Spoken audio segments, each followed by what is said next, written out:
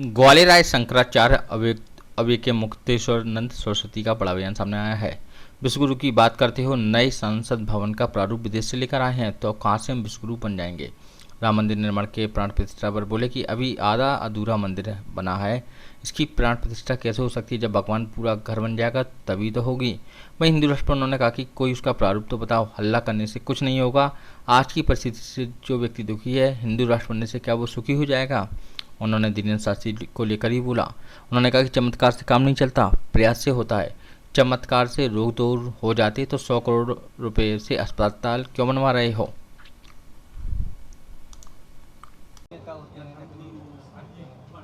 ठीक है।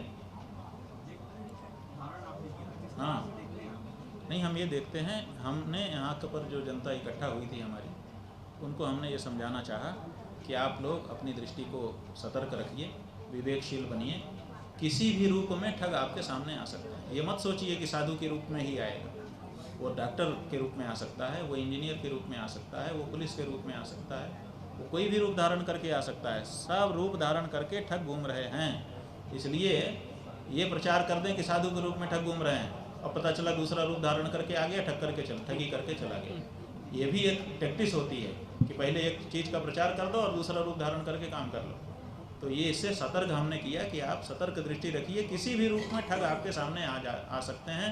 उनकी बातों में मत आइए, परीक्षा करके तब व्यवहार करिए। धर्मांतरण की तस्वीर काफी देखने में आ रही है, लगातार मामले सामने आ रहे हैं धर्मांतरण को लेकर। आप क्या देख रहे हैं? तो सरकार जो बीजेपी की, वो तो सब कुछ कदम उठा रही है, कांग्रेस देखिए, बात सवाल नहीं है, इसमें किसी विशेष दल का सवाल नहीं है। धर्मांतरण क्यों हो रहा है और क्यों उसका विरोध हो रहा है, दोनों बात समझिए आप। धर्मांतरण इसलिए हो रहा है कि धार्मिक कारण से धर्मांतरण नहीं हो रहा है, राजनीतिक कारण से हो रहा है।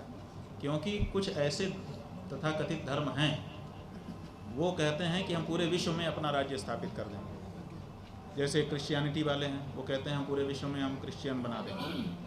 पोप आया था, पोप जॉन पॉल जब यहाँ भारत आए थे 2001 के करीब, तो उस समय उन्होंने ये कहा था कि इस सदी के अंत तक हम पूरी एशिया को ईसाई बना देंगे। उन्होंने लक्ष्य रखा था, उनका घोषित लक्ष्य है, सर्कुलर निकला हुआ है। इसी तरह से जो हमारे इस्लाम के भाई हैं, वो भी कहते हैं हम पूरे विश्व में, कितने 50 से अधिक देशों में उन्होंने अपनी सत्ता स्थापित भी कर ली है। तो कुछ लोगों के मन में राजनीतिक जो है, जो सत्ता स्थापित करने वाले लोग हैं, उनके मन में ये बात है कि हम पूरे विश्व में अपनी सत्ता स्थापित करेंगे। और सत्ता स्थापित करने के लिए ये अच्छा है कि हम अपने में उनको कन्वर्ट कर लें, तो जब हमारा राज आएगा तो वो सहजता से उसको स्वीकार कर लेंगे, उसको विरोध नहीं करेंगे। तो धार्मिक कारण से धर्मांतरण नहीं हो रहा है, राजनीतिक कारण से धर्मांतरण हो रहा है, पहली बात। दूसरे, इसका विरोध आप देखिए, जो धर्मांतरण हो रहा है उसका विरोध भी धार्मिक लोग नहीं कर रहे हैं, राजनीतिक लोग कर रहे हैं। अब आप ये समझिए कि धर्मांतरण हो रहा है तो धर्माचार्य को ज़्यादा समस्या होनी चाहिए ना, राजनेता के को ज़्यादा समस्या हो रही है। उसके लिए तो किसी भी धर्म में रहो बराबर है, लेकिन वो इसलिए विरोध कर रहा है, वो भी धार्मिक कारण से विरोध नहीं कर रहा है, राजनीतिक कारण से कर रहा है कि जब हम इस धर्मांतरण का विरोध करेंगे तो इस देश की बहुसंख्यक हिंदू जनता समझेगी कि ये हमारे हित ऐसी हैं, तो हमको वोट दे देगी। तो यहाँ तो धर्मांतरण भी राजनीतिक कारण से हो रहा है, धर्मांतरण का विरोध भी राजनीतिक कारण से हो रहा है। धर्म और धर्माचार्य तो इसमें कहीं लगते ही नहीं। जो तस्वीर आ रही है, बेटियों को टारगेट किया जा रहा है।